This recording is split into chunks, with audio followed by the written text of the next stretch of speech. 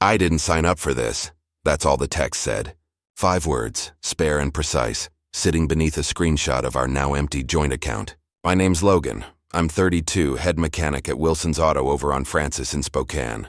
I've got oil in my veins and calluses on my hands, and until today I thought I had a handle on life's curveballs. 4 hours before that message, I was sitting in a doctor's office, feet tapping against sterile tile, listening to words that suddenly made the room feel smaller. Lymphoma, treatment options, survival rates. Stage 2, the doctor said. Treatable, but the word cancer echoed in my skull like a dull bell. The world felt both too sharp and too distant at once, as if all the colors had drained from the walls. I tried to focus on the numbers, the plans, the hope the doctor offered, but I kept circling back to one thing. This was going to change everything. Maybe not right away, but inevitably. As soon as I stepped out into the parking lot, I pulled out my phone with hands that felt like they belonged to someone else. I called Vanessa, my wife, and told her to meet me at home. My voice must have sounded strange to her, because she hesitated before saying she was busy. Errands, she said. She'd be back later. I thought she'd press for details, but she didn't. Maybe she already knew more than she let on. Or maybe she just didn't want to know. When I got home, the house felt wrong. The quiet was heavy, unnatural. I noticed it before I even opened the closet. Half-empty hangers, her suitcase missing, her side of the dresser cleared. The wedding photo that always sat on her nightstand was gone too, leaving behind a faint dust outline on the wood. That's when the text came in, right along with a screenshot showing she'd moved every last cent, $38,000 we'd squirreled away over 5 years, into an account in her name. I stared at the message for a solid minute, my mind blank except for the dull roar in my ears. I typed back 2 words, all I could manage. Take care. Then I set my phone down, grabbed a beer from the fridge, and went out to the deck. The sun was setting, throwing gold and orange over the neighbor's roofline. I watched it in silence. I didn't cry, didn't punch a wall or throw anything, though I think I would have been justified. I just sat there feeling the ground shift under me. The cancer I could brace for, dig in and fight. But this, the betrayal, the sudden emptiness, felt like falling through ice. There was no fighting it, just the cold shock and the knowledge that everything you thought was solid wasn't. Tim from next door must have noticed me out there because he wandered over to the fence. Everything all right? I saw Vanessa peel out earlier, car packed to the roof. His concern was written all over his face, but he didn't pry. I told him I got some health news, that Vanessa didn't take it well. He nodded, a simple gesture of understanding, the unspoken language of neighbors who've seen each other through busted pipes and lost pets. Let me know if you need anything. Lisa makes a mean casserole. I managed a half smile and told him I appreciated it. In that moment, the offer of a casserole felt like the most genuine thing in the world. After he left, I went back inside and pulled out the folder my Uncle Brian gave me last month. He retired from estate planning last year, but still helps out family when he can. When Grandpa died in February and left me that tiny patch of land up near Sandpoint, Brian handled the paperwork. Everyone needs their affairs in order, he'd said. Especially when you're married. Protect each other. I'd taken it to heart, updated my will, put Vanessa as co-owner on the '69 Mustang I restored. I hadn't filed those DMV papers yet, which now felt like dumb luck. I'd started a second account at another bank, just in case the land ever sold and we needed to separate things out. It was all about protection, about building something steady for us. For her. Funny how that turned out. How the things you do for love can look like insurance policies when love runs out. I picked up the phone and called Brian. He answered on the second ring, his voice warm but suddenly alert when he heard mine. Remember when we talked about estate planning? I need to make some changes. There was a pause, the kind where you know someone's bracing for bad news. Everything okay, Logan? No, I said and realized I meant it in more ways than one. But it will be. I wanted to believe it. I met Vanessa at my buddy Drew's wedding in 2016. She was a paralegal downtown. Sharp, smart, the kind of woman who could command a room with a single look. I was drawn in right away, hooked by her quick wit and the way she challenged me. We moved in together 6 months later, married a year after that. The early years felt unbreakable. We scrimped and saved for a house, found a fixer-upper in a neighborhood on the edge of better days. I spent every weekend up to my elbows in sawdust and paint, learning on the fly how to rewire a kitchen and patch a leaky roof. Vanessa picked paint colors and scoured antique shops for furniture, documenting every step with before and after photos. She called us a renovation success story, and for a while I believed it. My dad died when I was 13, sudden as a thunderclap. Mom raised me and my sister on a teacher's salary, stretching every dollar, teaching us to work hard and always have a backup plan. When she died 2 years ago, that lesson became my mantra. Vanessa's upbringing was the opposite. Private schools, new cars, parents who bailed her out without asking questions.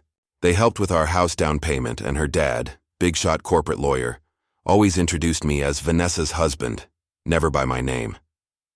I used to think I'd win him over eventually. Now I see I was always a footnote to their story. Looking back, I can see the cracks started before today. Maybe they were always there, hairline fractures growing in the quiet. 3 months ago, Vanessa started talking about moving to Seattle. Better opportunities, she said. I pushed back. My job here was steady. The house almost paid off. Our friends were nearby. She got quieter, started going out with friends I'd never met, coming home late. I told myself it was just a phase, that every marriage hit rough patches. But deep down, I felt the distance growing.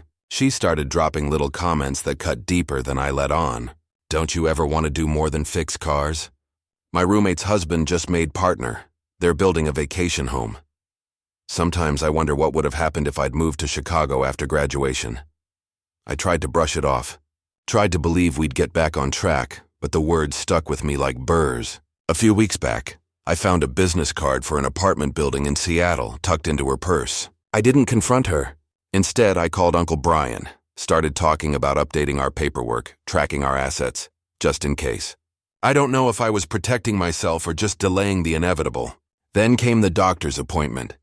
I went in expecting antibiotics for a stubborn cold, maybe a lecture about getting more rest. Instead, I got a biopsy and a week of waiting that felt like a lifetime. The night before I got the results, Vanessa and I had dinner at the kitchen table. She talked about a co-worker's promotion, her words barely registering as I stared at my plate, trying to figure out how to tell her my world might be about to fall apart. "Everything okay?" she finally asked, not really looking at me. "Yeah," I lied, forcing a smile. "Just tired." She nodded and kept eating. She never asked again. Now, sitting in this half-empty house, I realized that the end didn't start with a diagnosis or an argument. It started with the slow erosion of trust, of dreams drifting in different directions. I always thought love was about weathering storms together, about holding on no matter what. But sometimes, the person you thought would stand by you turns out to be looking for the first sign of land to jump ship. The cancer somehow felt like the simpler problem. The rest, her absence, the hollow echo of her leaving, was messier, more complicated than any diagnosis.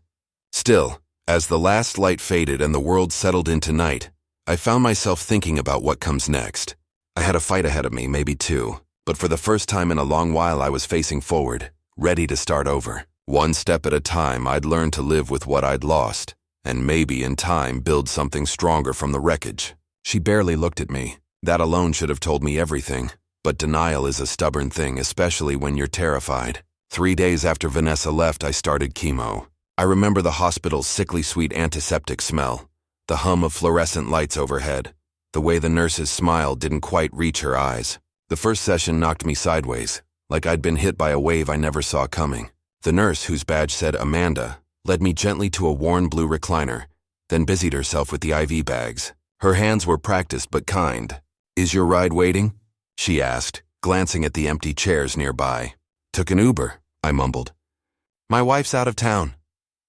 Amanda just looked at me, her expression unreadable, some combination of pity and professionalism, then patted my arm. "First one's always the toughest. You'll get through it." I nodded, not trusting my voice, not trusting myself to say anything without falling apart. The truth was, I hadn't told anyone except Tim next door that Vanessa was gone for good, not just out of town on one of her sudden work trips. Somehow the words caught in my throat. Saying it out loud made it final, carved it into reality. And there was shame too, a bitter, humiliating taste in my mouth. I could barely look at my own reflection, let alone admit to others that the person I'd built a life with had abandoned me at my lowest. When I got home that evening, a casserole sat waiting on my porch, still warm beneath aluminum foil. There was a note taped to the dish in Lisa's careful handwriting. "Made too much. Enjoy." I knew she hadn't. Lisa wasn't the type to miscalculate dinner, but I appreciated the gesture. It was what people did when they didn't know what to say. They handed you food as if a meal could fill the emptiness. I tried to eat, but after 2 forkfuls I was doubled over the bathroom sink, retching, my body shaking uncontrollably. I ended up sprawled across the cold tile, sweat slicking my forehead, nausea rolling through me in punishing waves. Alone, utterly alone. The memory of Vanessa's footsteps echoing in the hallway seemed to taunt me. I lay there for what felt like hours, waiting for the storm to pass, the house silent except for my own ragged breathing. That night, as the city outside settled into darkness, I called my sister Ellie in Portland. She picked up on the first ring, her voice instantly alert. I told her everything.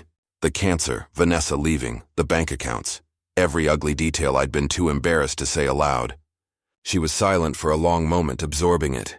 Then she insisted on coming up immediately, but I told her to wait. I needed time to get my bearings to figure out what the hell I was supposed to do next. The next morning, numb and hollow, I called the bank. I figured I should at least know how bad things were. The woman on the line was polite, efficient, and utterly impersonal as she read off the account activity. Vanessa had drained everything, checking, savings, even the rainy day fund, 40 minutes after I called her from the doctor's office with the news. She never waited for the details, never asked about treatment or prognosis. She just acted.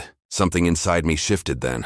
The sadness that had been sitting heavy on my chest kind of hardened, calcified into something sharper.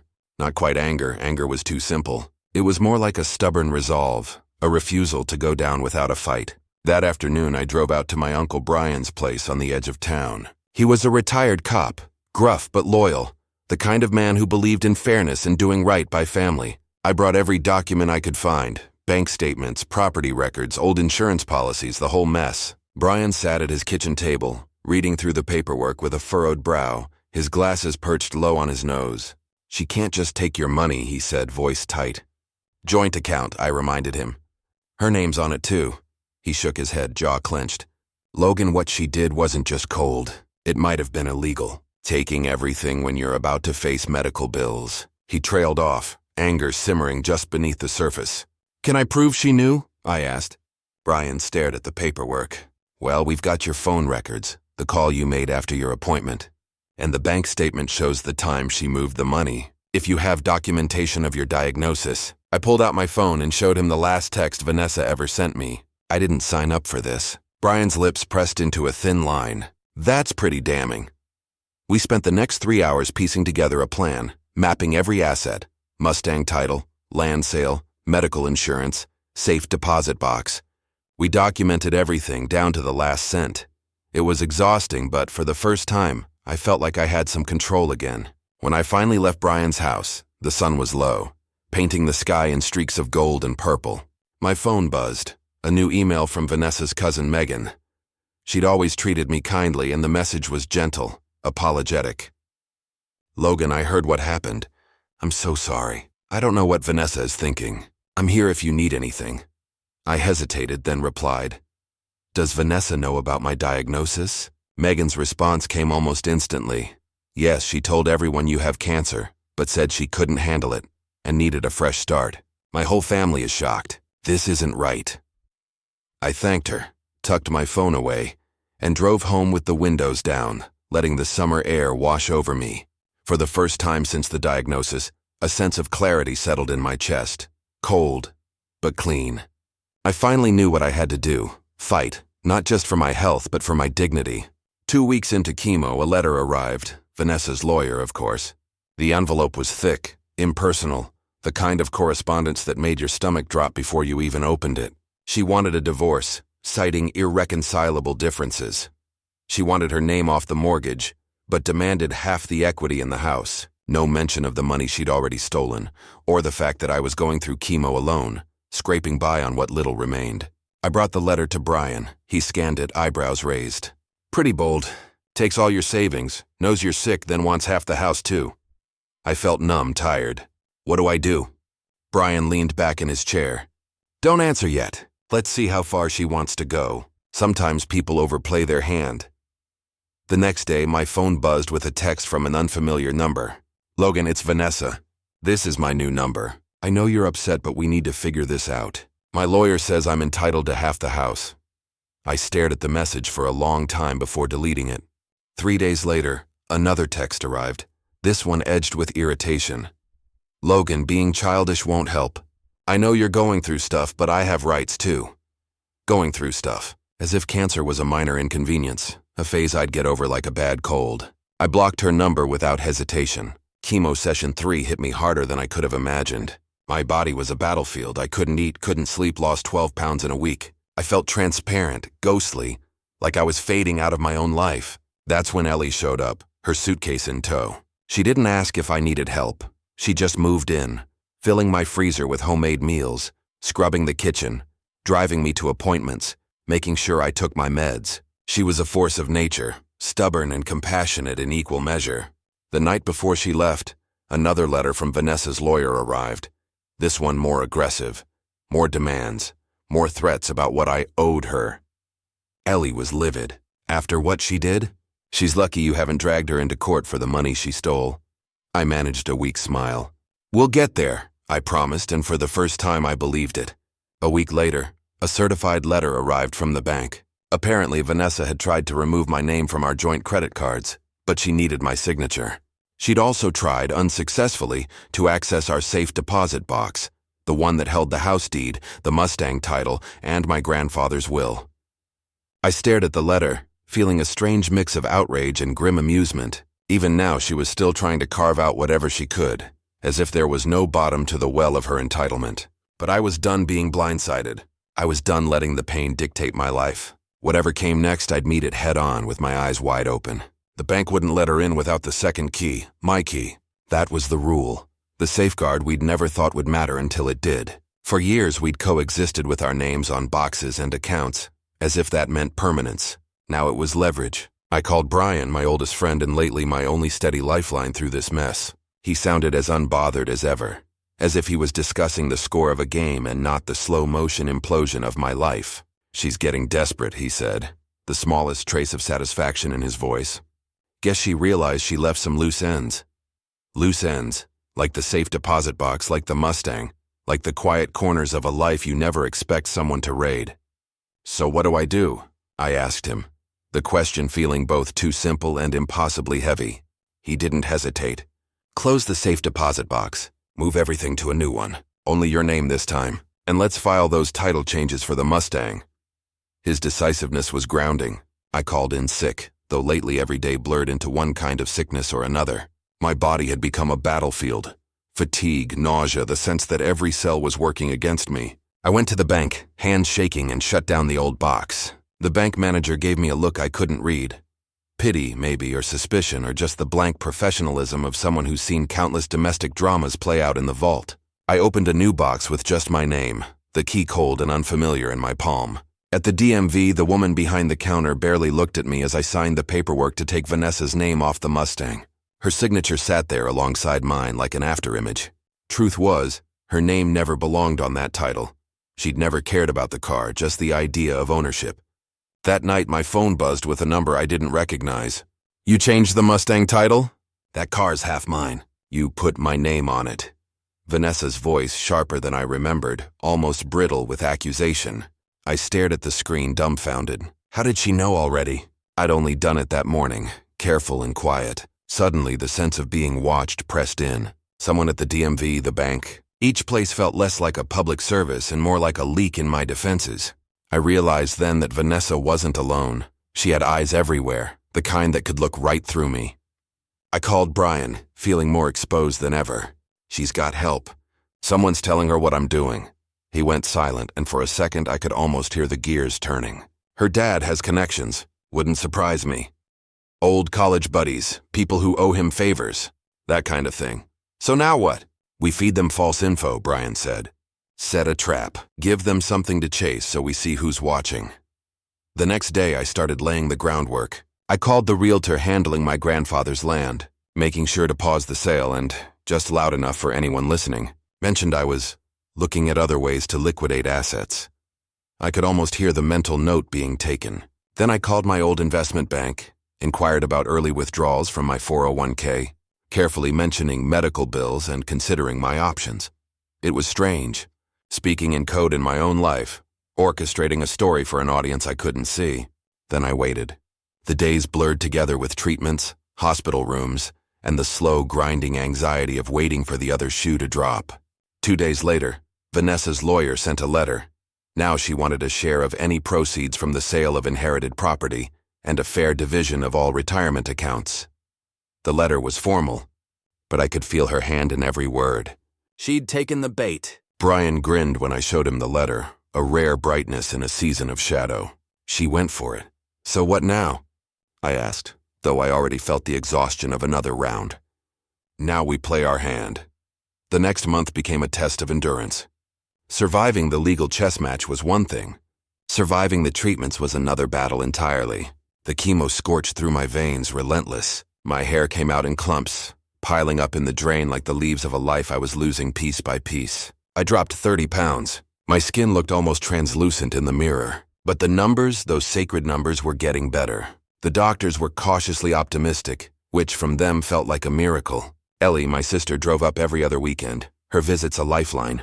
She brought groceries, books, reminders of a world beyond court filings and hospital beds. Tim and Lisa, the neighbors, checked in daily, bringing casseroles and quiet company. My boss, who'd never been particularly warm, cut my hours but kept my insurance, an act of mercy I hadn't expected. The world had shrunk to the basics: treatment, sleep, survival, and the slow process of extricating Vanessa from my life. Some days I barely made it out of bed. Some nights I woke up reaching for someone who wasn't there. Phantom comfort in the dark. But I kept moving forward. One more treatment. One more form to sign. One more step in the game Vanessa started, but I refused to let her finish. Brian called one Tuesday morning, his voice more energized than I'd heard in weeks. We got the documents from her bank. Want to know what Vanessa did with your money? Tell me. She transferred it to a new account, then wrote a $30,000 check to her parents. I had to sit down. The sum, the audacity, the calculation behind it. It was all so predictable and yet so staggering. Why? Trying to hide it. Make it tough to track or recover. Her dad probably told her it was smart, out of your reach, or so she thought. Can she do that? Just move joint funds like that? No, Brian said, a note of satisfaction in his voice. That's the thing. She moved joint funds during your medical crisis, then tried to launder it through a third party. Judges hate that. They see right through it. This could really work in your favor. I tried to picture a courtroom, tried to imagine myself fighting this out while my body was still so battered. Brian, I can't drag this out in court. I don't have the energy. It won't come to that, he said. Once her lawyer sees what we have, they'll settle. Nobody wants this to go in front of a judge, least of all them. 2 days after my latest treatment, I spotted a silver BMW in the hospital parking lot. It gleamed out of place among the battered sedans and minivans like a visiting dignitary. Vanessa's father was inside, posture rigid, watching the entrance with the patience of someone used to getting what he wants. I walked straight to his window and knocked, unwilling to play the part of the hunted. He rolled it down, his features arranged in that careful, lawyerly neutrality. Logan, you look unwell. Cancer does that, I said, not bothering to hide the edge in my voice. Why are you here? He gave a practiced sigh. Vanessa's concerned. She says you're being unreasonable about the divorce. She wants to resolve this amicably. Amicably. That word tasted like poison. That's what she calls it? Unreasonable? He hesitated. She's willing to be generous given your situation. A fair split of the assets, including the house. It was almost funny. The sudden concern for fairness after she'd emptied accounts and vanished the day I was diagnosed. Oh, after she took everything? After she left the day I got diagnosed? He shifted, discomfort flickering across his face. She was upset. People do things they regret. This wasn't a mistake. She made a choice. He tried to recover, lawyer mode engaged. Logan, be practical. You're sick. You need to focus on getting well, not fighting a battle you can't win. That's when it landed. They thought I was desperate. They thought I was running out of time, of money, of willpower. They imagined I'd take any deal just to end this. They didn't know about the land, didn't know I'd protected the Mustang, didn't know I'd tracked every withdrawal and every transfer. I'd been more careful than even I realized. Tell Vanessa I'll answer her lawyer by Friday, I said, turning from the car and from the man who'd always seen me as an obstacle, never as a person. Logan, he called after me. Don't make this harder than it has to be. But that's just it. Hard was all I had left. I kept walking, feeling the weight of everything I'd lost and everything I'd managed to hold on to, even if just barely. On Thursday, I met with Brian and a real estate lawyer he'd brought along, Catherine Chen. She was sharp-eyed, no nonsense, The kind of person who could cut through Vanessa's games with a single phone call. For the first time in months, I felt a flicker of hope. Not just for survival, but for something like justice. We went over every detail. Vanessa's withdrawals from our accounts in the days after my diagnosis. The text she sent, Megan's statement confirming Vanessa knew about the cancer all along. Even the canceled check she wrote to her parents. "This is classic financial abandonment," Catherine said, her voice hard and unwavering. And she tried to squirrel away marital assets, too. That never goes over well with judges. They see it as a deliberate attempt to deceive. I rubbed my hands together, feeling a cold anxiety in my chest. "So what's our move?" "We file for divorce ourselves on our terms," Catherine answered. "We present clear evidence of abandonment during your medical crisis, financial misconduct, and asset concealment. We demand the return of the hidden money and full coverage of your legal expenses." A knot of skepticism tightened in my stomach. "Will it actually work?" I asked. Catherine's lips curled into a confident, almost predatory smile. "This is the cleanest case I've seen in years. I doubt it even reaches a courtroom. Once they see what we have on record, they'll buckle. They won't risk a public trial. And if they do risk it," I pressed, needing to hear every possible outcome, "then we take it to court and she risks losing everything. Her assets, her reputation, maybe even facing criminal charges. No judge will look kindly on what she did." For the first time in months, a tiny glimmer of hope broke through the fog of exhaustion and anger. Maybe I wasn't powerless here. Friday morning, Catherine sent our full response to Vanessa's attorney. It wasn't just a letter, it was a dossier. Divorce papers, bank statements, screenshots of texts, statements from Megan and others, medical records that proved the timeline beyond any doubt. Every fact laid out like evidence at a trial. By noon, Vanessa's lawyer was already reaching out requesting an emergency meeting. "That was quick," I told Brian over the phone, pacing my living room. He chuckled, low and knowing. "They never thought you'd fight back. They figured you'd be too sick, too drained, just wanting it to be over."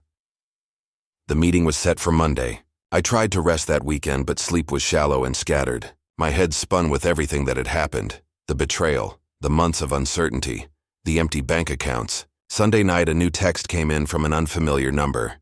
"This is cruel, Logan.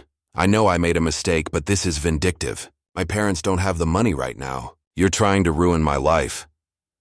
I stared at the message, my hands trembling, not from anger, but from a deep, exhausted sadness. Vindictive? I wasn't the one who ran out on a sick partner and drained their savings. I wasn't hiding behind lawyers and family. For the first time, I allowed myself to answer her. Actions have consequences. Monday morning, I walked into Catherine's office, Brian at my side.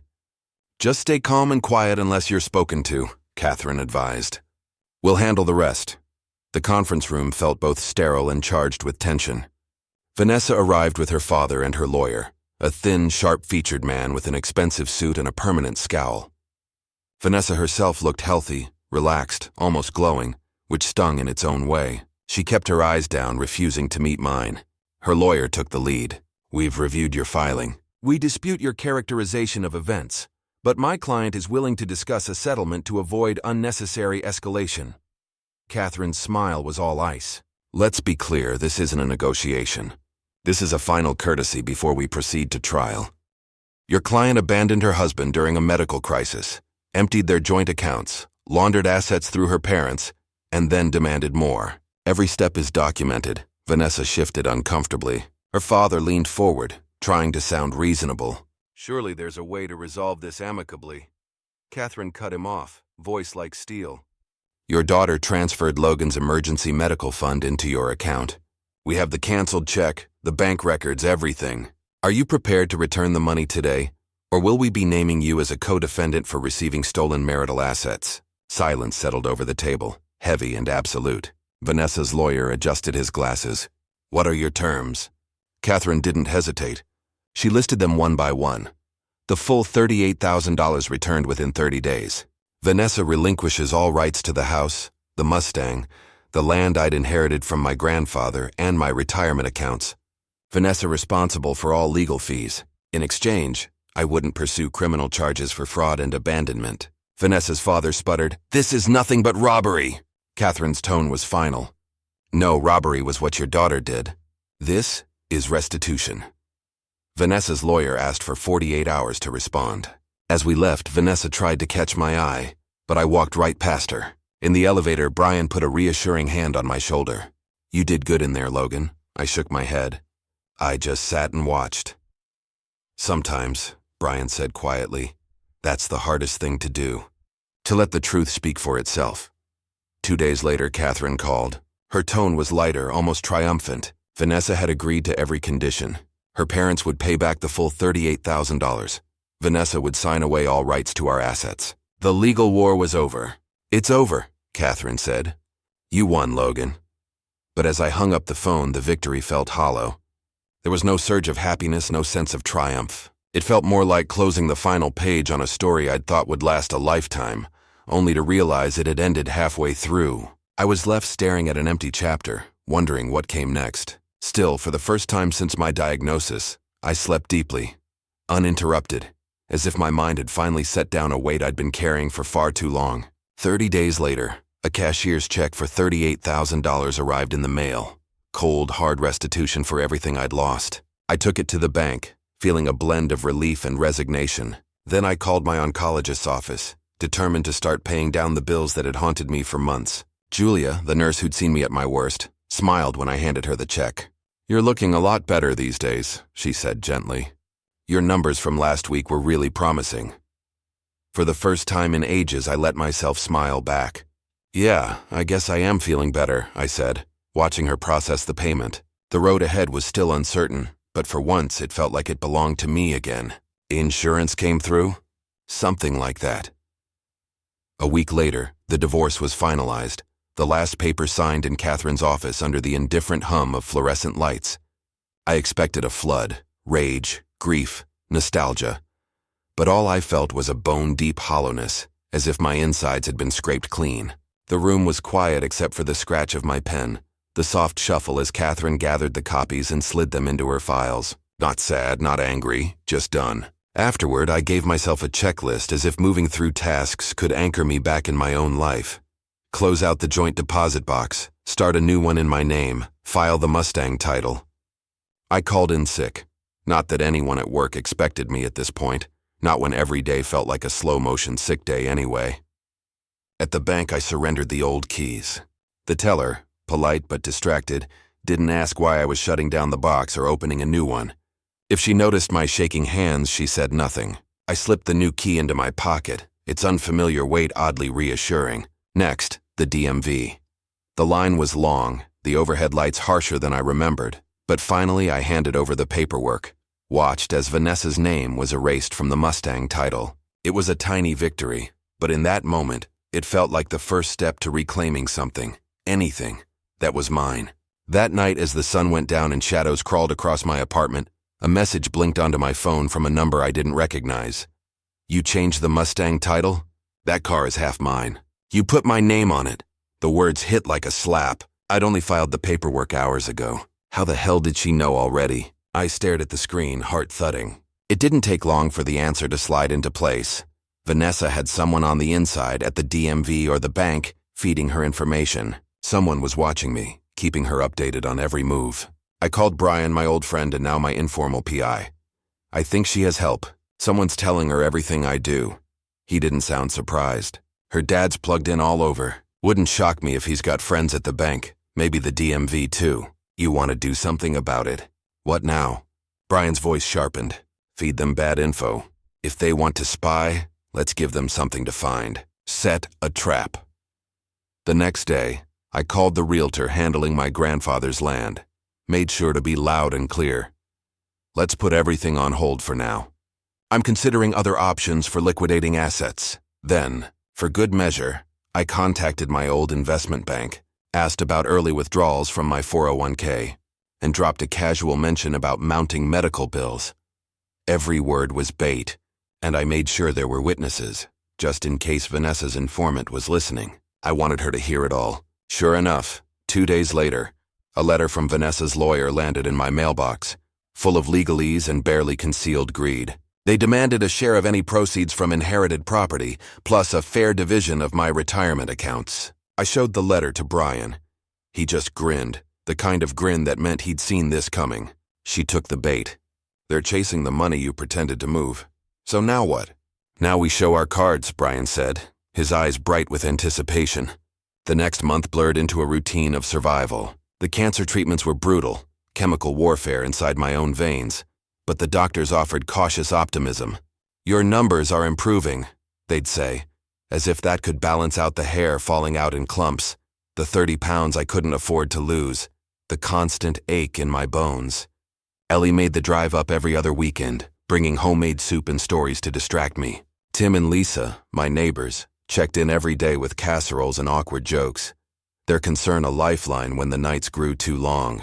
My boss, after some wrangling, cut my hours but kept my insurance. I was hanging on, barely fighting the cancer and Vanessa in equal measure. Some mornings, I woke up reaching for the warmth of someone who wasn't there. The absence was a physical thing, heavy as a second blanket. But most days, I just kept moving, one foot in front of the other, letting momentum carry me from treatment to treatment, from legal move to counter move. Vanessa's game felt endless, but I was learning how to play. Then, a Tuesday afternoon, Brian called. We got the documents from her bank. Guess what she did with your money? What? She moved it out of the joint account, then wrote a $30,000 check to her parents. Looks like she's trying to hide it, maybe make it harder to track. I slumped into the kitchen chair, the exhaustion settling deeper. Can she do that? Just take it? Nope, Brian said, satisfaction clear in his voice. That's the best part. She moved joint funds while you're in treatment and tried to launder it through her parents. Judges hate that kind of thing.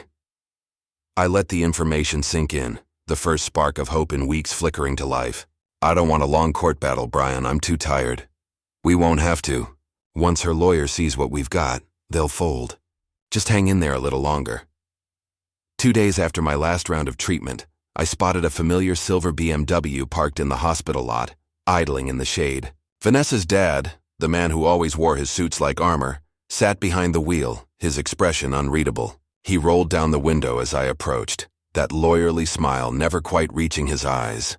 Logan, you look unwell. I wanted to laugh at the understatement. Yeah, cancer'll do that to you. Why are you here? He folded his hands on the steering wheel. Vanessa's worried. She says you're being unreasonable about the divorce. Is that what she calls it? The bitterness surprised even me. She's willing to be generous, all things considered. A fair split, including the house. I could feel my pulse in my throat. After she took everything and left the day I got diagnosed? He looked away just for a second. She was upset. People make mistakes in stressful times. This wasn't a mistake. She made a choice. He let out a long, practiced sigh. Logan, be practical. You're sick. You need to focus on getting better, not on a fight you can't win. That was their angle, I realized. They thought I was beaten, too sick and too broke to keep going, desperate enough to accept whatever crumbs they offered just to end it. They didn't know about the land sale, or that the Mustang title was already mine, or that I'd been keeping meticulous records. They underestimated me, and that gave me the smallest edge. Tell Vanessa I'll have my answer by Friday, I said, turning away. He called after me, Logan, don't make this harder than it needs to be. But I didn't look back. On Thursday, I sat down with Brian and Catherine Chen, the real estate lawyer, ready to lay out every card I had left, determined to fight for what was still mine. We laid everything out on the table, every last detail, bank statements tracing, step by step, how Vanessa had bled our joint account dry barely a week after I got the diagnosis. The text exchange where she admitted knowing, Megan's written statement, clear as day, that Vanessa was well aware of the cancer before she left. The canceled check made out to her parents. Money meant for my treatment vanishing into their hands. It was a paper trail, but it might as well have been a confession. Catherine tapped each page with a polished fingernail, her voice steely. This is clear-cut financial abandonment, she said. And she didn't just walk out on you, she tried to hide assets too. No judge is going to ignore this, I promise you. I leaned forward, hands twisted in my lap, voice thin from months of stress. So what do we do now? We file for divorce first, Catherine replied, her confidence unwavering. We present all of this, the abandonment during a medical crisis, the hidden funds, the lies. We demand she pay back every dollar she took, plus cover your legal costs.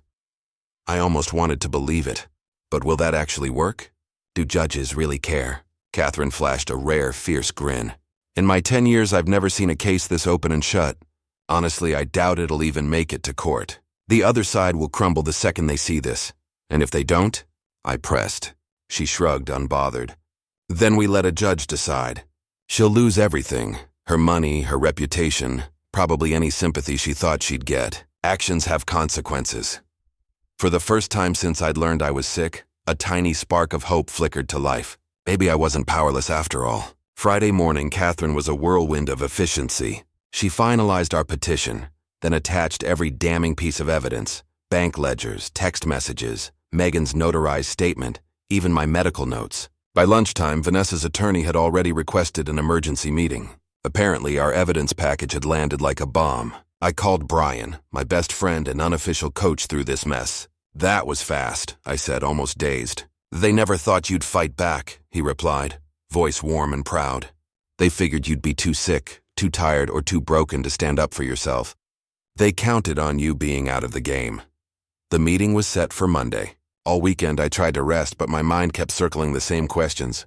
What would Vanessa say? Would her parents try to deny everything? Was justice even possible after all we'd been through? Sunday night, my phone lit up with a number I didn't recognize. Her message was venom wrapped in self-pity.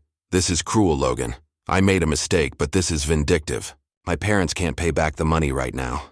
You're trying to destroy me. I stared at her words, feeling something inside me harden. Vindictive? I wasn't the one who had walked out when things got hard, who'd siphoned away the money I needed to survive. I wasn't hiding behind attorneys or using my parents as shields. For once, I didn't let her guilt me. I typed back, simple and cold, actions have consequences. Monday morning, I walked into Catherine's office with Brian at my side. They told me to stay silent unless directly addressed, but I could feel their confidence buoying me. Vanessa arrived with her father and her lawyer, a man who looked like he'd rather be anywhere else. Vanessa herself looked radiant, tanned skin, bright eyes, dressed to impress. She didn't even glance my way, as if she could erase my existence by refusing to see me. Her lawyer opened with a careful, practiced tone. We've reviewed your filing. We disagree with the characterization, but my client is prepared to settle to avoid unnecessary conflict. Catherine smiled, unflinching. Let's be clear, this isn't a negotiation. We're only extending a courtesy before we file in court. Your client abandoned her husband at the moment of his diagnosis, emptied the accounts, transferred the emergency fund to her parents, and then came back asking for more. We have proof for every accusation. Vanessa's hands twisted in her lap. Her father leaned forward, his voice rough. Surely we can settle this like adults. Catherine's response was razor sharp. Your daughter transferred her husband's cancer fund to you. We have the check. Will you return the money today? Or should we add you to our lawsuit for receiving stolen marital assets? The silence in the room was thick enough to choke on. Vanessa's lawyer coughed, stalling. What exactly are your terms? Catherine laid it out. No room for argument. Full repayment of the $38,000. Vanessa relinquishes all claim to the house, the Mustang, my grandfather's land, and my retirement savings. She covers our legal costs. In exchange, I won't pursue criminal charges for fraud and abandonment. Vanessa's father muttered, This is robbery. Catherine didn't so much as blink. No, robbery is what your daughter did. This is justice. And if you refuse, we'll let the court and the police sort it out. Vanessa's lawyer requested 48 hours to respond, his confidence clearly shaken. As we left, Vanessa tried to catch my eye, her face a twisted mask of regret and resentment. I kept my gaze fixed ahead, refusing to give her the closure she wanted. In the elevator, Brian clapped my shoulder. You did good in there, he said. I just sat there, I replied, still shaky. He smiled. Sometimes that's the bravest thing you can do. Hold your ground and let the truth do the talking. 2 days later, Catherine called with finality in her voice. Vanessa had agreed to every condition. Her parents would repay the $38,000 within 30 days. She'd sign away any claim to our property, the past reduced to lines on a legal document. It's over, Catherine said. You won. But it didn't feel like victory. It felt like the abrupt closing of a chapter I'd always thought would last a lifetime. There was no joy, no sense of triumph, just a heavy, aching relief. Still, that night, for the first time in months, I slept the whole night through. 30 days later, the cashier's check arrived in the mail as promised. I stared at it for a long time, proof that at least in one small way something had been set right. I took it to my oncologist's office and waited at the front desk. Julia, the nurse who had steadied me so many times before, greeted me with a gentle smile. "You look better than I've seen you in months," she said, scanning my face. "My numbers came back good last week," I replied, feeling a cautious optimism I'd almost forgotten. I handed her the check. She glanced down, eyebrows rising at the amount. "Looks like you're finally getting some good news," she said, her kindness genuine. "Yeah," I said, and for the first time in ages I actually believed it. The debt was gone. The past was finally truly behind me. I didn't know what the future would bring, but for the first time since my diagnosis, it felt like my life was finally my own again. "Insurance came through?" Brian asked. "Something like that," I replied, my voice flat, still feeling the aftershocks of everything that had happened. A week later, the divorce was official. I sat across from Catherine, my attorney, as I signed the last of the papers. The pen felt almost weightless in my hand, as if the act itself was both momentous and meaningless at once. I thought maybe I'd feel something: rage, grief, relief. Instead, there was just a vast, echoing emptiness. Not angry, not even sad. Just hollow. Done. I left her office with a manila envelope under my arm, the final line drawn under a chapter I hadn't meant to write. Brian was waiting outside on the sidewalk, hands shoved in his jacket pockets, trying to look positive. "So what now?" I shrugged, feeling the exhaustion in my bones. "Finish treatment. Get better. Figure out the rest." There didn't seem to be much else to say, not right then. He nodded, understanding more than I could put into words. "The land sale should close next month. That's another 65 grand. And if you sell the Mustang—" "Not yet," I cut him off, sharper than I'd meant to. The idea of letting go of everything that was mine felt like a step too far. "I'm not ready to let go of everything." He just squeezed my shoulder and didn't push. I was grateful for that. Sometimes the best thing a friend can do is just be there. No advice, no pressure. That night, I sat on the back deck with a glass of water, listening to the crickets and the distant hum of traffic. The sunset painted the sky in streaks of orange and pink, clouds drifting lazily as if they had nowhere to be. I realized my stomach finally felt normal, for the first time in months. No gnawing nausea or twisting pain. I ran a hand over my scalp, feeling the soft fuzz where hair was growing back in uneven patches. At my last appointment, the doctors had started using words like responding well and promising outlook. I'd learned not to trust hope, but for the first time, I almost did. My phone buzzed in my lap, pulling me back. An email from Megan, Vanessa's cousin, the only one from that side who'd ever reached out. "Logan, I heard everything's finalized. I'm so sorry for what my family did to you. Vanessa's parents are selling the Lake Coeur d'Alene cabin to cover what they owe you. My aunt's furious, blaming you instead of Vanessa. But I wanted you to know some of us understand what really happened. I hope you're doing better. You deserve that much." I stared at the message, feeling a strange mixture of gratitude and fatigue. I didn't want to get pulled back into Vanessa's family drama. That story was finished, the ink dried. What they thought, what they said, wasn't my burden anymore. I closed the email and set my phone aside, breathing in the cooling air. I needed to focus forward on healing, on rebuilding, on whatever came next. 6 months passed, slow and uneven. Some days hope was easier. Others I felt the old emptiness closing in. I learned to measure time by blood draws and PET scans, by the way my body started to feel more like mine again. Friends drifted in and out, some with casseroles, some with awkward silences. I spent hours on the deck, watching the seasons shift from the last gold of autumn to the first green shoots of spring. Then, finally, the words I'd barely let myself hope for. Complete remission. My oncologist said it with a smile, sunlight streaming in through the blinds behind her. I sat very still, letting it sink in. Not cured, no such promises with lymphoma. It could always come back, but for now the cancer was gone. I'd made it through. So what now? I asked, unsure how to imagine life beyond hospital corridors and waiting rooms. She smiled wider. "Regular checkups, blood work, scans every 6 months. But for now, Logan, go live your life." I walked out of her office lighter than I'd felt in years. That night, I called Ellie first. She screamed so loud I had to hold the phone away from my ear, probably scared her dog half to death. Then I called Joel in Missoula. He'd been telling me for years to come join him at his custom auto shop. Always said he had space for me. "Still got space for me?" I asked, trying to keep my voice steady. "Hell yes!" he shouted. "When can you start?"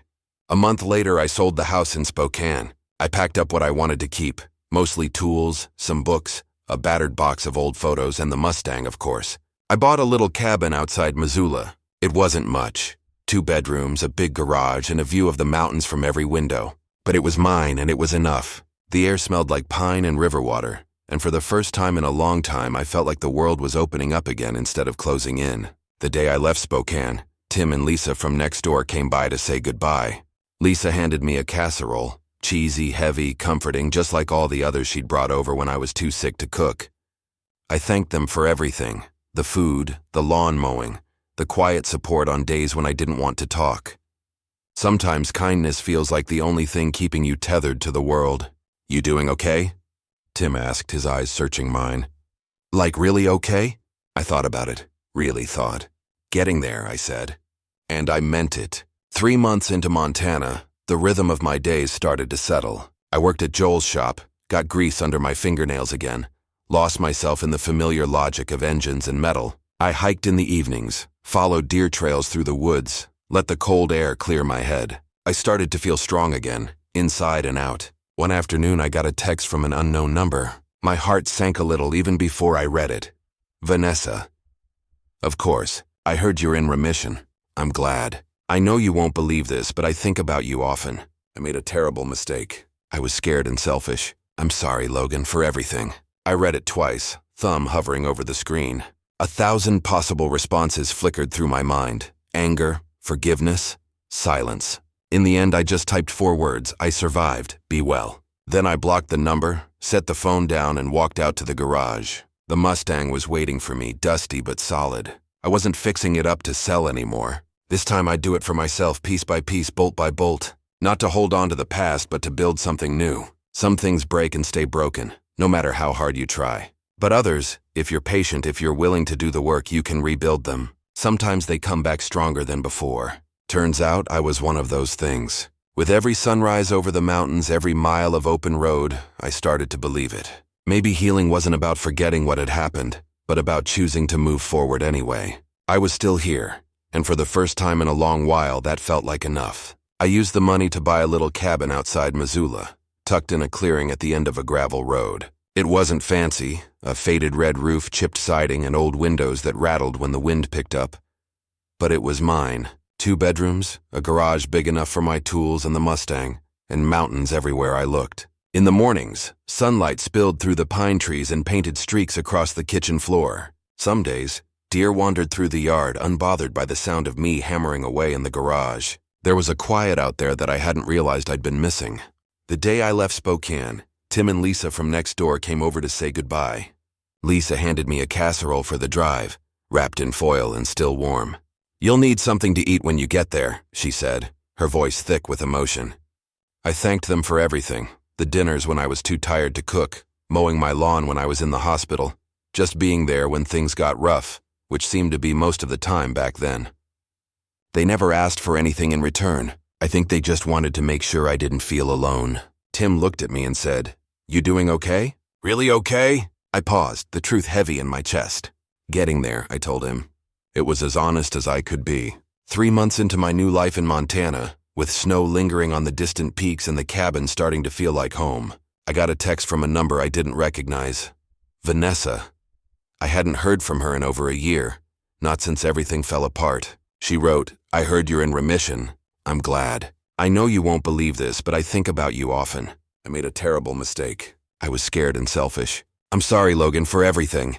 I read it twice, the words stirring up old memories, some good, most painful. I sat there for a minute, the phone heavy in my hand, wondering if I wanted to answer at all. Part of me wanted to ask why, to demand an explanation or an apology that would actually make things better. But I realized I didn't need any of that anymore. Finally, I just wrote, "I survived. Be well." That was it. I blocked the number, put my phone away, and went out to the garage to work on the Mustang. I'd thought about selling the car, about letting go of everything from my old life. But when I ran my hands over the hood and smelled the familiar scent of oil and leather, I realized I didn't want to get rid of it anymore. I wanted to keep it, to rebuild it, just for me this time, not for anyone else's approval or attention, but because it was something I could fix with my own 2 hands. Some things break and stay broken, no matter how hard you try. But some things, if you give them enough time, if you're willing to put in the work, come back even stronger. Turns out I was one of those. I was learning how to put myself back together, piece by piece, finding strength in the solitude, in the rhythm of my new routines. The cabin, the mountains, the Mustang, they were all reminders that even after everything, life could start again. And so could I.